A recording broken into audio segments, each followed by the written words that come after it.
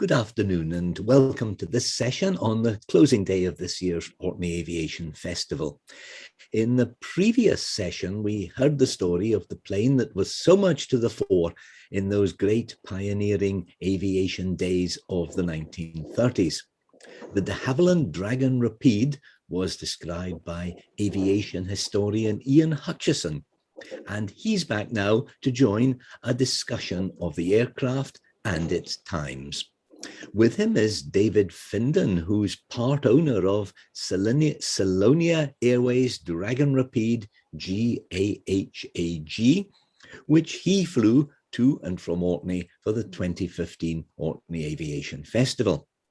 And if all goes well, and depending on the signal strength from Oban Marina, we hope to be joined by Richard Fresson, the son of Captain Ted Fresson, whose company Highland Airways so brilliantly opened up the potential of aviation for the communities of Orkney and the North.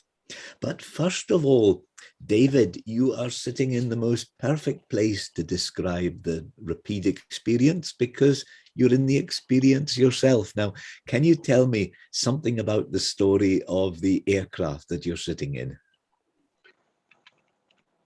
Good afternoon, everybody. The Dragon Rapide was quite a remarkable aeroplane. From what I've read, it took 9 months only from the first drawing to the first flight. And if you consider what happens in new design of aeroplanes today, that was quite remarkable. And this took place in 1934, the first flight. This particular aeroplane was built in 1945, so it's quite a late model. It was developed in conjunction with Ted Fresson, as I understand it, because the prototype was brought up to him to fly, and they went back and immediately added flaps because Richard said the fields are so small up here, I must have some more flap on the aeroplane so we can get into the small fields. And that made it the DH-89A as opposed to a straight DH-89. And it's been a remarkable aeroplane. The number of airworthiness directives that have affected this design are minimal. Very few aeroplanes get away with as few modifications as this has had over the years. And I remember when I first started flying it, I was so impressed with its capabilities because the wind doesn't always blow down the runway, and so I had to learn to fly it in crosswinds. And it's a remarkably capable aeroplane. And those of you who have read Ted's book will remember stories of the wild weather they used to fly in those days. And one snippet comes to mind that it was very windy. It was blowing 70 miles an hour when they landed back in Orkney. And he was able to sit there into wind with the tail horizontal until they came out with a pickup to tie the tail down to it. And then they stopped the engines and tied the whole aeroplane down. And there it sat all night in a gale. And what they used to do with these aeroplanes in those days is quite remarkable. They're so valuable to us that we don't go anywhere near the limits they did in those days. Can I ask you about your own flying career? You've flown different aircraft. When did it start? Oh, I had my first ride in a glider in 1957 at the tender age of 7.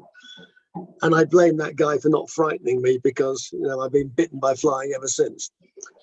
And I eventually went solo with the Air Training Corps in a glider in 1967 from South Scillonia, and pursued gliding and got my power license in 1972.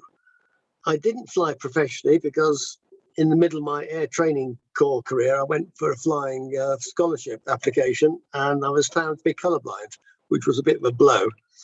But I continued flying towing gliders, flying gliders. And one day I found somebody who said, I don't think you're that colourblind, but it was too late to go commercial, but at least it enabled me to proceed and get a night rating and an instrument rating. And I used aviation in conjunction with our business, and the family business was growing plants under glass. And I've been at it ever since. Well, and then how did this, the association with the particular aircraft in which you are sitting, this beautiful, beautiful aircraft, how did that association come about? Well, I'm sitting outside the workshops at Membry Airfield, and part of the business is dealing with and maintaining gliders. And I bought a glider from Steve's father, Ralph. Now, Steve is my partner in the airplane, and he runs this large repair business here at Membry. And so I'd seen the airplane from about 1979 onwards when Ralph acquired it. And I do remember the first thing he did was recover the seats, Connolly leather. And slowly, wings would get recovered, tail surfaces recovered. And, you know, he could only do this when he wasn't doing customers' work on gliders and other aircraft. And then I think it was round about 2008, I was flying in the National Gliding Championships in Norfolk, and Ralph was there, and so was Steve. And Ralph said to me one day, he said, come and see us when we get back from the competition, and I want to talk to you about the Rapide. And I was absolutely astonished that 2 days later, Steve came and asked me the same question. No collusion between the two of them. And so it all started end of October, November time in 2008. I got involved in helping with the restoration of the project, and it took us 5 years before we got it together to fly, despite all the work that had gone on before. An enormous amount of work was done on the fuselage, a new floor was fitted, and this all new fabric everywhere, and the engines had to be overhauled, and it was a bottom-up restoration. And just to ask you about this name, Scillonia Airways. Scillonia Airways was the airline that the previous owner, Brian Neely, set up from Land's End. And he used to fly to the Scillies, to St Mary's, but he also did round the lighthouse trips, and I do remember being down there in 1968 and seeing Rapides taking passengers around the lighthouse at Land's End. And it also used to do trips to Quimper in northern France with crayfish overnight.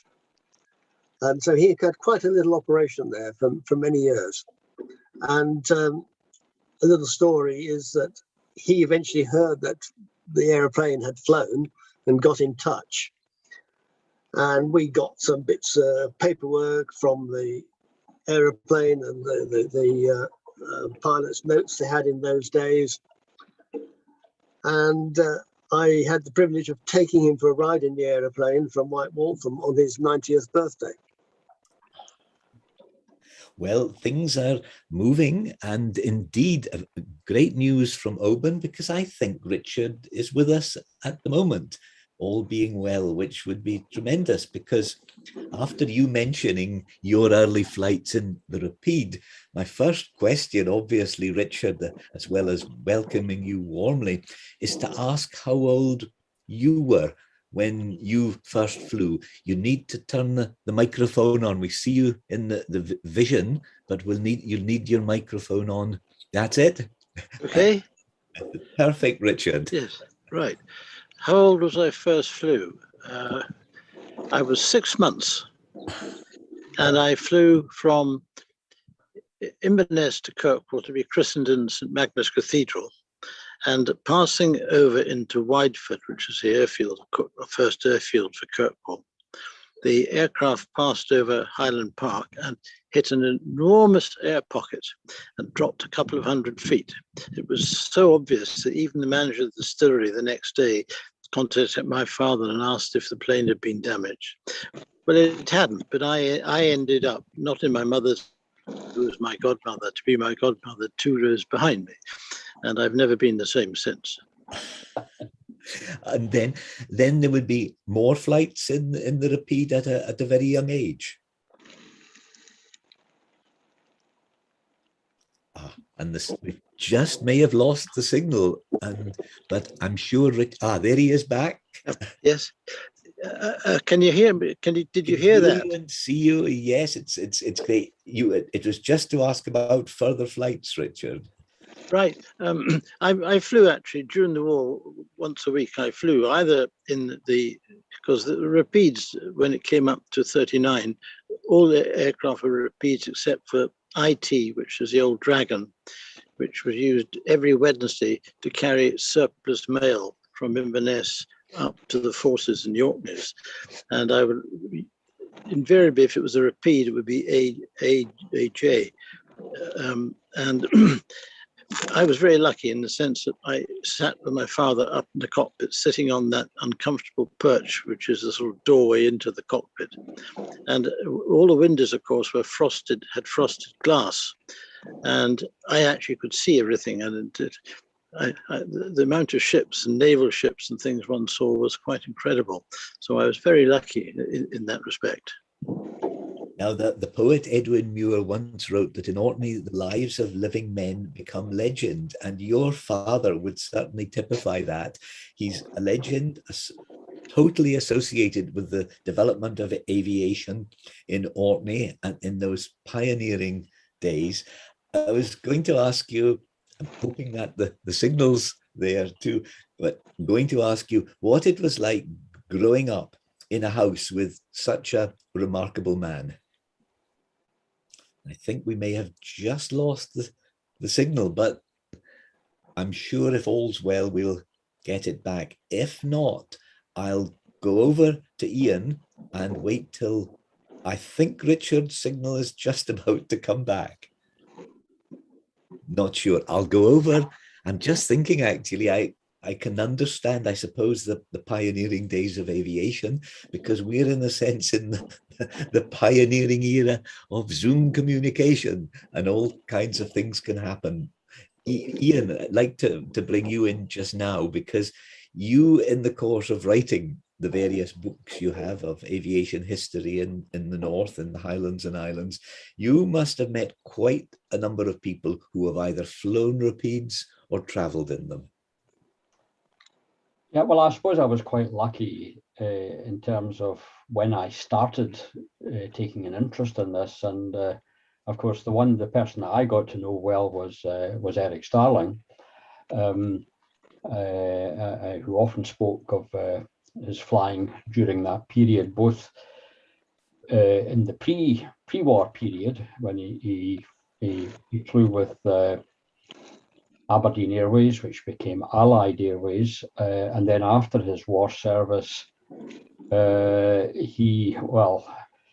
he'd actually gone back to see Eric Ganderdour to see if he had a job for him again. I think this was about 1946. Eric Ganderdour knew that he was in the office, but decided to keep him waiting. Power politics going on. Eric got fed up waiting. Eric Starling got fed up waiting. Felt that the man who had one time been his chief pilot was not being treated with perhaps the courtesy he expected. And I mean, Eric Starling was a very mild-mannered man. But anyway, he gave up and he walked out, and he ended up post-war for a time flying with Highland Airways, which was then part of Scottish Airways.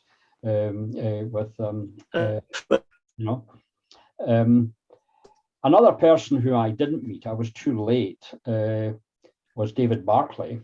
Now, David Barclay had started flying in military service, I think in the late 1920s in India, and then decided that he could make money out of this, he thought, and he joined Midland and Scottish Air Ferries right towards their end. He transferred to Northern and Scottish Airways when they set up shop in 1935, and he continued right through to BEA service in Scotland with the Rapide up to 1955. Now,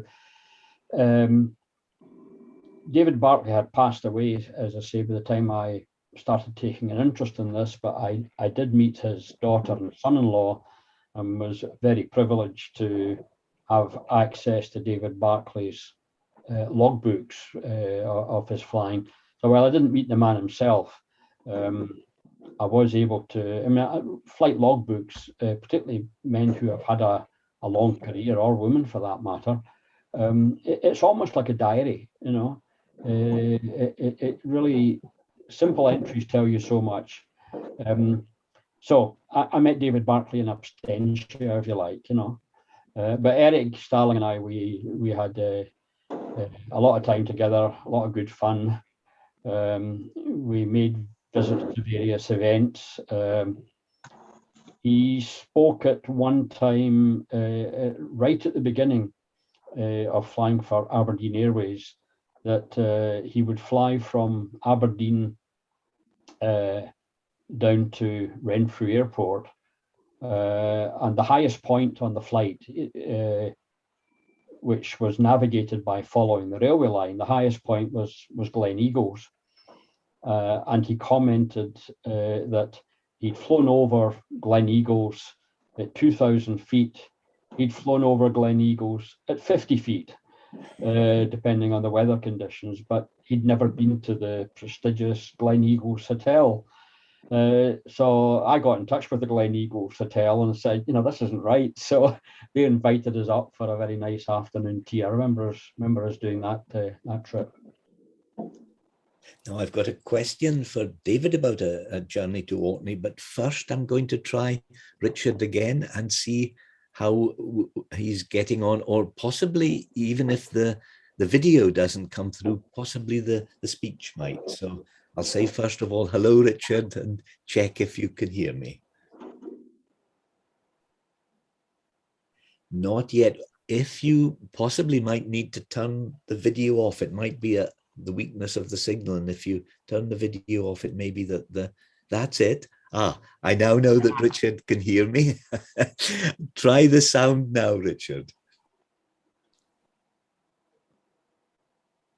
Not yet, but we're hopefully all will go well. But David, to ask you now about your journey to Orkney, I think it was 2015, and that was quite a journey to go, quite a distance, quite a few hundred miles to go in one fairly small aircraft. Yes, I remember the trip well. And on reflection, I never thought I'd do a trip of 1,000 miles in a 70-year-old aeroplane and have 2 instrument approaches on the trip. But to cut the story short, we departed Membray when the cloud had lifted and set sail northwards for our first fuel stop, which was in Yorkshire, at Pocklington. We sat above the clouds all the way there, and it broke just as we got to Pocklington. So we refueled, both the aeroplane and ourselves, and set off for Dundee. And the weather was similar there, and in fact required an instant landing system approach there, an ILS approach into Dundee. And again, we refueled both the aeroplane and ourselves, and set our sights on going further north. We had enough fuel at this point. If we didn't get to Orkney, we could get back to Dundee. And going over the to the east of Grampians, up over the Dee Valley, we could see a Boyne in glorious sunshine, and then we went back over the cloud and we got to the sea, and we never saw Wick, and went direct to Kirkwall, and for our second instrument approach of the trip. And it was a remarkable feat, as I said earlier on, what a capable aeroplane the Rapide is. And our return journey was uneventful, but in better weather. We had a lot more to look at on the way back. And a very memorable trip. I want to ask you more, because I think you met you saw an Islander aircraft on the trip. But just before I ask you about that, I think Richard is back in audio contact, all being well. Yes, well, I can just hear you. Can you hear me? Oh, that's excellent. Your voice is coming through Yes. clear. Now, this is super. And I had just been saying, Richard, that we're in, I suppose, the pioneering days of Zoom, and you grew up in the pioneering days of aviation with your father. And I was going to ask you a bit about him and what it was like growing up, because I imagine I can picture him as somebody very energetic. Well, yes, I mean, every day when he came back, he would fly over the house at Ian Hutchinson's 50 feet and to let my mother know he was back, and would she take the car down and pick him up. And when he came back, we used to have a very early meal during the war, and he would recount the day's trip. He would recount who he had met with, and they would have long discussions, which my ears were flapping like anything. So I was party to, luckily, to a lot of what went on behind the scenes, certainly during the war years, when I was about 4 or 5 or 6 and remembered these things. And your father had a good relationship with the de Havilland company that manufactured the Rapide, and particularly Geoffrey de Havilland. He did indeed. And he was very interested in the development of the Rapide, because the Monospar, which was his first aircraft, of course, only carried 4 passengers and limited mail and newspapers, of course. And even the Dragon didn't have the payload that he was looking for. So he received, in fact, the prototype, I think it was a prototype Rapide to try out, and which he did, and he sent it back. He said, it's perfect, but it needs 2 things. One, it needs landing flaps to reduce the landing speed, because the airfields in Orkney are very small. And secondly, it gets dark up here in the Orkneys at 3 o'clock, so we need landing lights. And so Geoffrey immediately installed those, and every Rapide after that had those 2 items. Your father comes across, just reading about him, as a very practical man. And I'm thinking of one example, for instance, putting up hangars at airfields where his plane stayed overnight.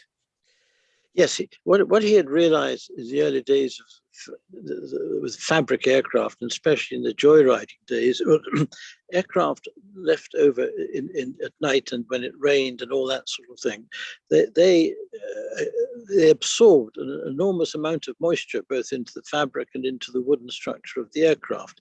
And he reckoned that cost him 1 passenger per trip. So that was why he built hangars, to keep the aircraft dry, or if they were wet, they would dry out in the hangar overnight, and it would maintain the maximum payload. Was there a practical, I'm thinking like an engineering background that he had as well as flying? Well, he was basically an engineer. He graduated as an engineer, and engineering in Highland Airways and at Inverness, Scottish Airways, even Geoffrey de Havilland said that the engineering was the best quality engineering he'd come across outside, of course, Hatfield. Yes, and I was also thinking about Hatston and the development of Hatston in wartime, and I think it was he who made the case for hard runways. Yes, he recommended tarmac runways for Hatston, and he recommended 3 runways. But as the Navy, with their aircraft carriers, were always used to 360 runways, they put in a 4th runway. So that reduced the maximum crosswind, I think it was, they could ever get to about 15 degrees. But it was the first airfield, as far as I know, apart from 2 concrete runways, one in Germany and one at, I think it was at Ford in England, really to have hard runways. And a month after it opened, the Air Ministry Works Department went up, have a look at it, and that became the standard triangle layout for runways for World War II. The other interesting point is, the Navy were naturally a bit skeptical about hard runways, and they asked one of their pilots if once they'd taken the farm over at Hatston and cleared the fences, because the main road ran right through the middle of Hatston and eventually became a runway. And they asked one of their naval pilots if he could land on a hard runway like that, with the wind not necessarily going straight down it. And he tried, and he landed and took off and came back. And I think I recall my father saying his comment to his naval commander was "no sweat." Now, I want to ask you about what it felt like for him after the war. But before I do that, I just want to go over to David again and ask about your visit to Orkney. And I think there was an encounter with an Islander aircraft. Ah, yes. Not in Orkney, I have to say, but this Rapide was involved in an interesting incident, and I guess this would have been in the 70s at Hackney Green, which is just to the northwest of Birmingham. And it was involved in parachuting in those days. It had left Scillonia Airways, and it was painted bright flame orange and loaded with parachutists. And there was the Islander was alongside, and they climbed to 12,000 feet. And somehow or other, the Islander got above the Rapide and over the top like this. And the jump master somewhere said, "Jump." And people did. And 2 people in the Islander hit the Rapide on their way down. And one bounced off, and the second one came through the roof, spread-eagled, a bit like a Tom and Jerry cartoon, and finished up on the cabin floor. Somewhat startled Rapide pilot. And it's just as well he did stop there, because he'd broken both his wrists and he may not have been able to deploy his parachute. This caused great concern on the ground, because they counted the parachutes and they realized one was missing. And they rather thought that one guy had gone straight in. Anyway, landed safely, even with a hole in the roof. When we restored the aeroplane, we could see the replacement plywood in the roof where this repair had taken place. And it was back in the service again in not too long after that event. That's a fascinating story. And now going back to Richard, I wanted to ask you about what happened after the war, because there was this golden age of aviation with your father in the 30s, then a very busy time in the war. But then afterwards, everything changed with, of course, the nationalisation. That must have been a very frustrating time for him. It certainly was a very difficult time. One of the people who helped him most, and I still find it hard to believe this, was Eric Ganderdauer, because when my father went to take over Ganderdauer's airline when it was nationalised, he was actually very apologetic to Ganderdauer. He said while they had been antagonists in the past, he was not enjoying this, and he apologised for it, but he said he had been instructed to take the airline over. And believe it or not, from that day, they became very friendly. And when my father was dismissed by British Airways, Ganderdauer, who was the MP for Caithness at that time, took the whole matter up in Parliament, and there was a debate in Parliament about it. While it didn't sort of really resolve the issue, it certainly made headlines in the press, and he was very grateful to Ganderdauer for that. Do you think there was it's like a clash of cultures with people like your father, Ganderdauer, pioneers, people who would always put themselves 150% out to solve a challenge, as against what would have been a very much a bureaucratic kind of mindset? Well, I'm never quite sure well, Ganderdauer felt that he was a dangerous competitor. I think that was a problem. But my father had always very, very good relations with the airlines in Glasgow, and he never had any trouble there, to the effect that when he took the wheels off the Monospar trying to get into Wideford, it was the Scottish and Northern Airways, I think it was called. Ian Hutchison probably remembers the name better than I do, who actually lent him a pilot and a plane to keep the passenger flights going, so that they could get a very high percentage of flights over the year to get them the mail contract in 1934. So I don't think my father was quite as aggressive as Ganderdauer. Yeah, just coming in there, yeah, it was Midland and Scottish Air Ferries. John Sword loaned an aircraft, and they had a good working relationship, as you say. I guess the kind of philosophy was, well, you're asking me to help you out. Well, why not? I might need your help one day. And subsequently, from 1935, it was Northern and Scottish, and yeah, again, a relationship developed there. They were operating in different spheres, if you like. The kind of meeting place was eventually Stornoway, but the two airlines combined, and it nonetheless operated with autonomy. George Nicholson at Renfrew, and Ted Fresson at Inverness. And since I've got the floor, I'll just add a wee bit about Hatston. I'd been talking earlier about David Barclay and his post-war flying career.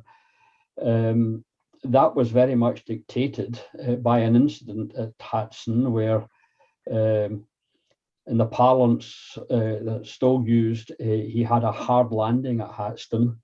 I think about 41 or 42, and he was very severely injured, to the extent that it was thought that he would be unable to resume his career. But he did gradually recover and fought to recover, and after several months started flying again.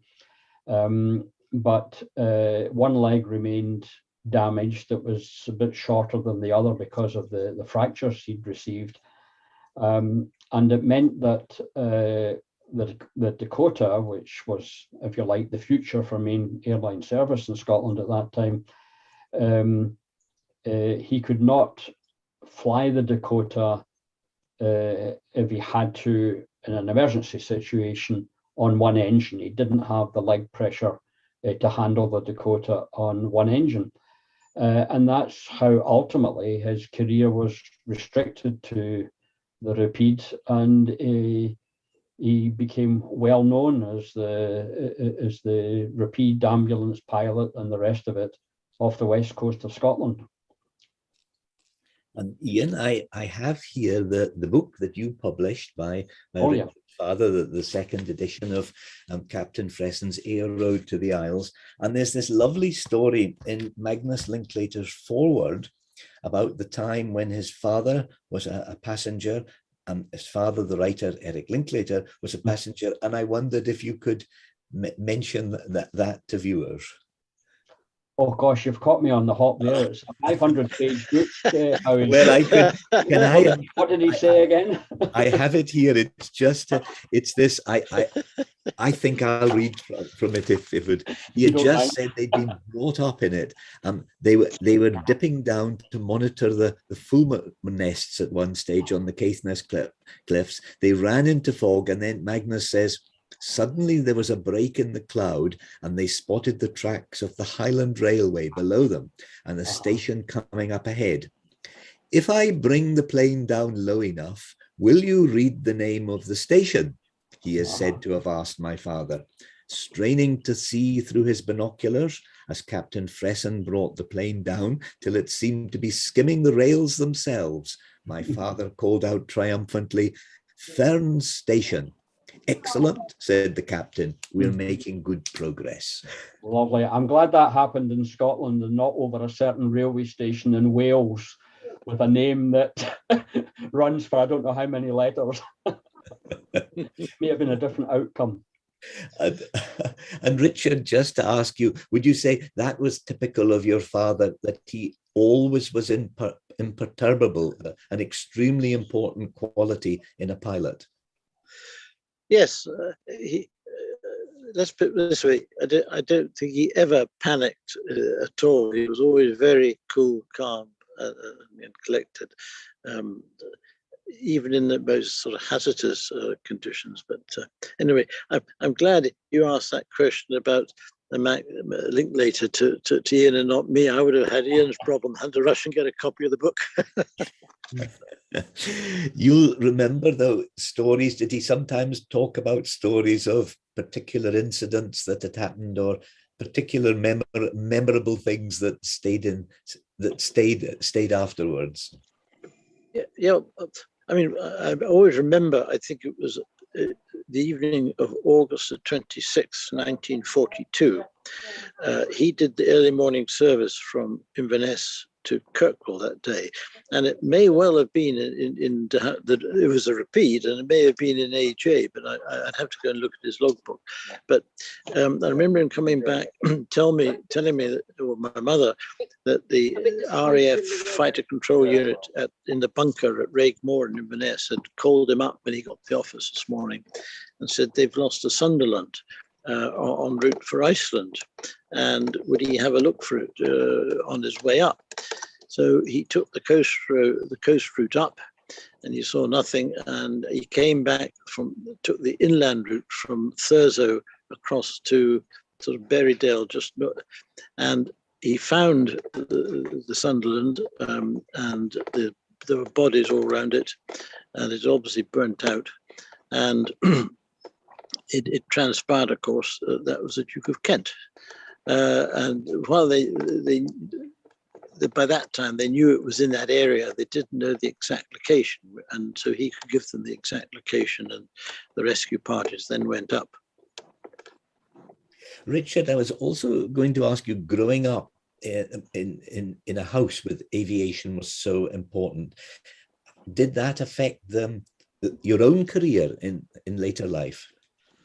Well, I was very lucky. In the ATC at Fettis College, I got a flying scholarship and joined the RAFVR and did reserve training at Scone while I was actually still at school, which was rather unusual, and then went into a 4 years service,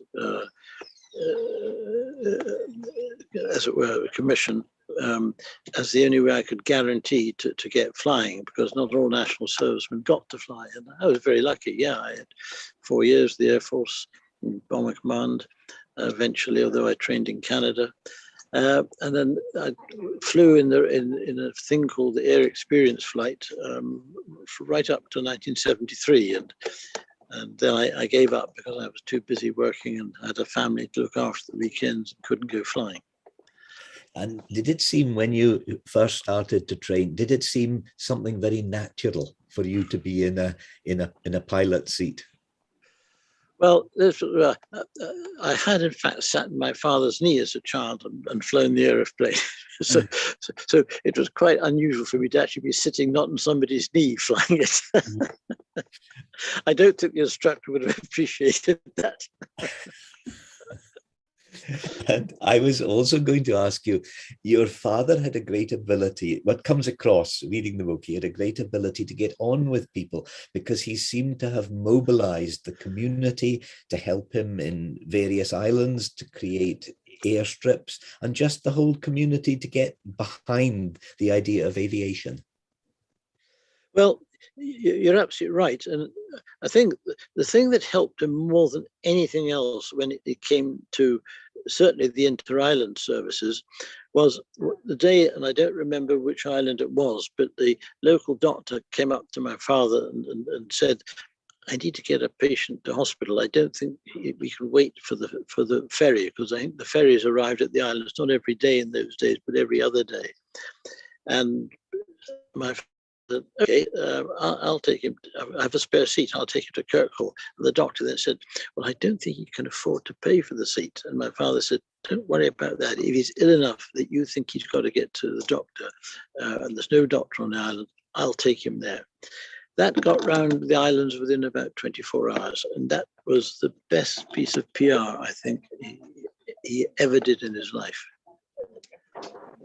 And then he built up the newspapers and the mail, and in each case he had again to build up really working relationships with people. Yes, indeed. He always had a good relationship with the post office, and eventually with the service that he gave them, they eventually put the postal service in the 30s extended it from Kirkwall to the islands, because in many instances, and I don't know why, the islands were cut off for many days with gales. I don't think the ferry boats could perhaps take the heavy seas, especially if they were broadside on in those days, whereas the modern ferries seem to be more stable. Yeah, he certainly had a very good relationship with it, and with the newspapers too. He got on very well with the editors of both the Express and the Scotsman, which were the two main newspapers that he flew. And was the Rapide his main aircraft, or were there any others that he flew particularly? No, the Rapide was, well, the Monospar, because of its very minimum sort of payload, didn't last for long. They had about 2, maybe 3 Dragons at one stage, but by the time we got to sort of 36, 37, it was all Rapides. They came in, although the IT was kept as a backup and for mail and various important people to Orkney when they couldn't go up on the routine service. And going back to Ian now to ask about the Rapide and communities, when you were gathering information for your various books about the air services in the north, did you get the feeling that it really mattered, that the aircraft mattered, that the commitment of the pilots mattered, that the air service and the people who operated it were felt by the community to be very much part? Yeah, I mean, there's a photograph that's appeared in a number of publications taken of islanders from North Ronaldsay, as I recall, boarding a Rapide. I think it's a publicity photograph. It's kind of posed a bit. It was during the war period, because the aircraft is in the pseudo military markings, and they're queuing up there with their baskets of produce and so forth. And the comment was made, we're providing an air service. they're using it to go to the market, to go to the shops. It was like the local bus. And, you know, at the end of the Second World War, or more specifically with nationalisation, BEA didn't want to operate these inter-island services, and they lapsed. As Richard says, IT, which was a Dragon that Richard Fresson used in various roles, they did keep that on for a while, and it was used as a kind of backup aircraft, quite possibly for the occasional ambulance flight that might be required. But really, that was the end of it until Logan Air inaugurated services with the Islander in the late 1960s. So yeah, and again, in fact, Howie, I'm going to embarrass you here, because I remember seeing a bit of film a number of years ago, which had been produced certainly in association with Logan Air, where you were out with school children on one of the islands giving them a science lesson. And that was in the early days, I think, you can correct me if I'm wrong, of Logan Air reintroducing island air services, inter-island air services, and the importance that they still have taken on. And I think you'll still get children in Orkney, if they're making a trip over to Scotland, they'll be more excited about going on a double-decker bus than they will about going on a small aeroplane, because the small aeroplane is their normality if they're from one of the islands off the Orkney mainland. Yeah. Yes, because the Logan Air service can take teachers to school, pupils on excursions, or in some cases pupils part of their education in another school, musicians for social events, so many things, all much needed items to repair farm machinery. And I was going to ask Richard now about that. When Logan Air started up the Inter-Islands Air Service in 1967, how did that feel to you? Did it feel like your father's vision was again coming into reality? Well, I think, yes, I think you've summed up my thoughts perfectly and left me very little to say about it. The other thing was, of course, that they were very lucky in that they had a super aircraft to do it. I mean, they wouldn't have got, I suppose, Rapides from de Havilland at that time, but the Islander was the perfect aircraft for it. And I mean, as you all know, it's still running today, and they're hoping to get a green model of the Islander going within the next year, at the most 2 years, flying on hydrogen, on the grounds, as I understand it, that the batteries would be so heavy they couldn't take many passengers. But hydrogen, if it works, you know, it hasn't got the weight of all the batteries it would require. I think it's worth adding as well. Carry on. Yeah, sorry. I think it's worth adding as well that when Logan Air started those services, at that time, Duncan McIntosh was managing director, and they were certainly conscious of historical connection, in as much as they named one of the very first Islanders they received after Captain E.E. Fresson.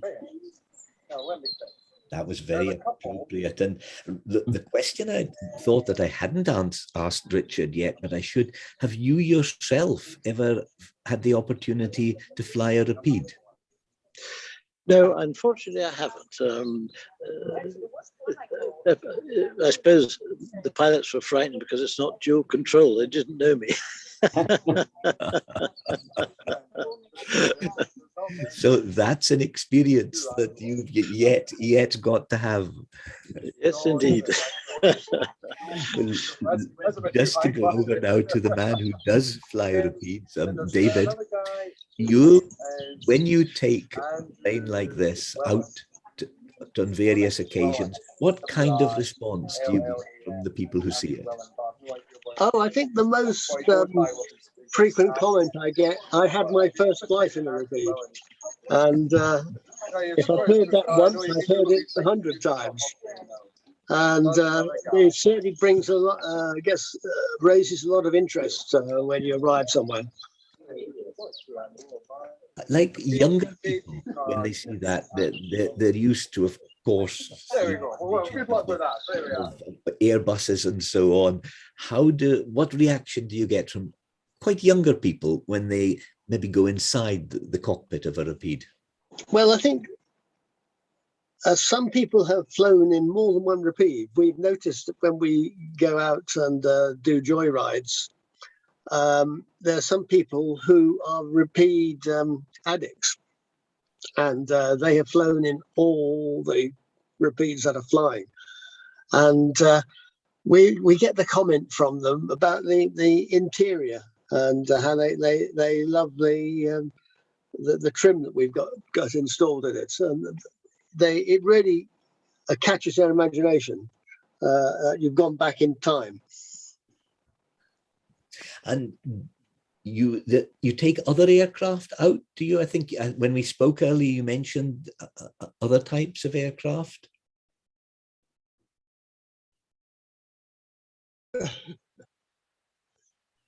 I'm still with you. Sorry, I saw movements of your hands there, and would you believe the phone decided to go off? No, all I was going to ask is, when you go out with aircraft, it's the Rapide you take. Do you take any other types of aircraft? Only this last Sunday, I took the Tiger Moth because I was to have taken the Rapide with Shona and Laurie to Old Warden. But when I got overhead Membry, the cloud was on the ground, so I had to go back home. And so I caught up with them later in the day in the Tiger Moth. And we've just got a couple of questions coming in. It's from Robin Fortley. Now, they're both directed to Richard. Richard, I know you had some background noise and your microphone's off. If you can hear me and can switch your microphone on, I can put these two questions from Robin Fortley. Here they are now. His first question is, did Captain Ted Fresson get help from the Civil Aviation Authority, or was there trouble as experienced by Chadwick in New Zealand in 1959-61? Can you hear me? Yeah. Yes. Not to my knowledge. No, not to my knowledge. But that doesn't mean to say, it didn't happen, as it were, but not to my knowledge.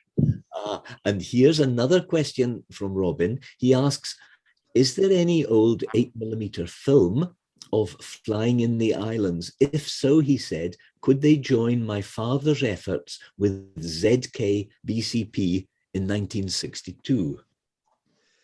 Now, the answer to that is there might be, and if there is, it would be held at the Inverness Museum. It would also be worth checking out the Scottish Film Archive. Yes, it would. Yeah. What Robin is alluding to there, Robin and I have been in touch recently, is air services in the 1930s in New Zealand. And it's interesting to look at the history of the 1930s airlines in New Zealand, because there's a lot of parallels between the operating conditions, the pioneering, the types of aircraft that we saw around the Scottish Islands. So yeah, they make interesting comparisons. And the Rapide, from memory, continued in regular airline service in New Zealand, not as as heritage flights, nostalgia flights, sightseeing, but in regular airline services to round about the mid-1960s. There was a company called, from memory, Southern Scenic Airways were still operating Rapides, and then they were taken over by Mount Cook Airline. But there's lots of parallels. And there's one final question. It's for David, and it's to ask, when shall we see a return trip of you and the Rapide? Oh, Shona told me, and she's the lady who flies the airplane professionally for us. She's a BA captain, and I think you'll be talking to her later. She threatens that we will come next September. I'm not sure whether it's a threat or a promise. Wonderful. Well, at 6 o'clock indeed this evening, we're going to be back. I'm going to be speaking to Shona herself. This is Shona Bowman, chair of the charity Airability, that helps people to fly regardless of their physical condition. And it does wonderful work. And Shona will be describing it and also telling a little bit about her background, because Shona is part of Orkney's aviation history as well, being descended from the Buchanan family, who produced several eminent aviators. Well, that's at 6 o'clock. But in the meantime, it's warm thanks indeed to our three speakers, David Findon, Richard Fresson and Ian Hutchison, for some many fascinating insights into the story of the Rapide and the remarkable people who flew it. The team behind Orkney Aviation Festival, that's AOP, any other production, any Orkney production, another Orkney production, AOP, they've asked me to send a especially warm thank you to everyone, to the three speakers today, and the technical team behind the scenes, and everyone who's helped and everyone who's viewed. They've also asked me to say that next year's Aviation Festival is on the 8th and 9th of September. So David, there you are. You can put that, if you could put that in the diary, they'll be delighted.